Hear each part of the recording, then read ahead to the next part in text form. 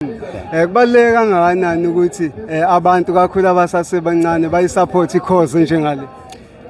Kuwumsebenzi wethu kakhulu thina sibadala ukuthi sixoxele laba bantu abancane ukuthi nazi izinto ezinzima noma ezibuhlungu ezenzeka ngenxa yabantu bokufika sibenze bekuqonde lokho ke singabaphoqi singabajahi ngisho bona abadala abafuni ukuphoqwa ngoba abanye abantu lezi zinto esizibonayo thina abayiboni abanye abantu abanazo lezi inkinga abayiboni lezi inkinga thina esizibona so ke kuwumsebenzi wethu thina esibonayo ukuthi sibachazele abantu futhi sibanikeze isikhathi sokuthi bengene kahle kodwa siyacela ukuthi wonke umuntu akakayiniki ithuba ayinake lento ekhulunywa ngayo abantu bokufika. Recently sibone insizwa yase Nigeria lapha ibekwa yalabo ekuthiwa ama-Igbo ebekwa njenganenkosi ngala eEast London. Kusho ukuthini lokuthi kuthi kunobukhosi la eSouth Africa kuphinde kube khona ubukhosi obuqhamuka abakwelinye?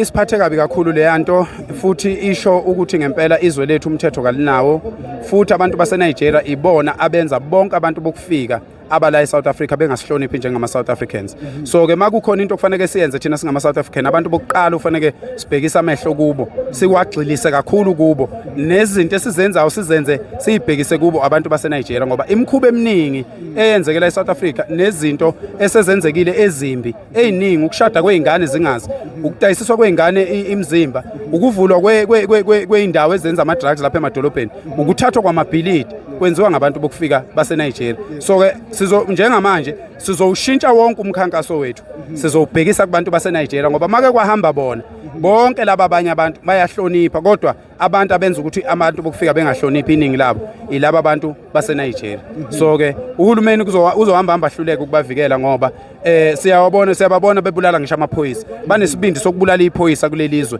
thina singavumelekile ukwenza. So ke into ebhlungu ngendlela esimanga leyo.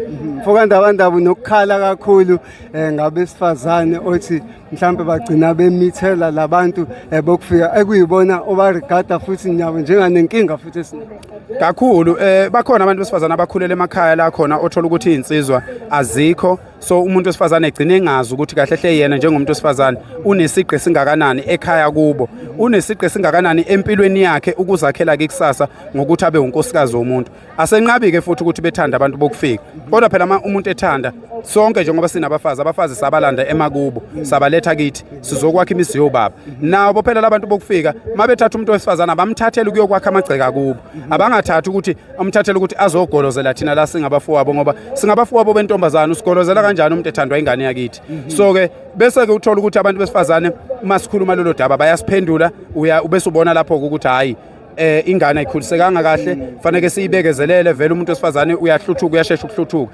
kodwa kusuke kukhomba nokuthi ukusuka emuva izinto zakhe ayihlelekile kahle kodwa siyabacela futhi abantu besifazane ukuthi lapha kwaZulu umuntu wesifazane akabaphendula abafowabo kuwumsebenzi wethu njengeinsizwa ukubagada njengodade wethu kuwumsebenzi wethu njengeinsizwa ukubavikela sibavikele ngisho besothandweni ngoba thina singabantu besilisa siyambona umuntu wesilisa ozodlala ngengane yakithi.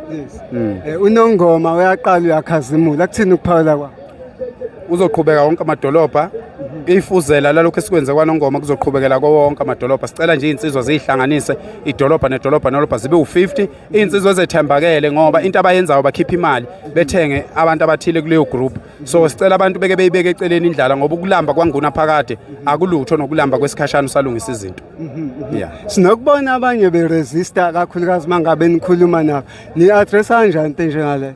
Hayi basuke bebona ikhamera mase singasekho ikhamera bayeke uresista. Siyabonga ndabanda. Siyathokoza kakhulu.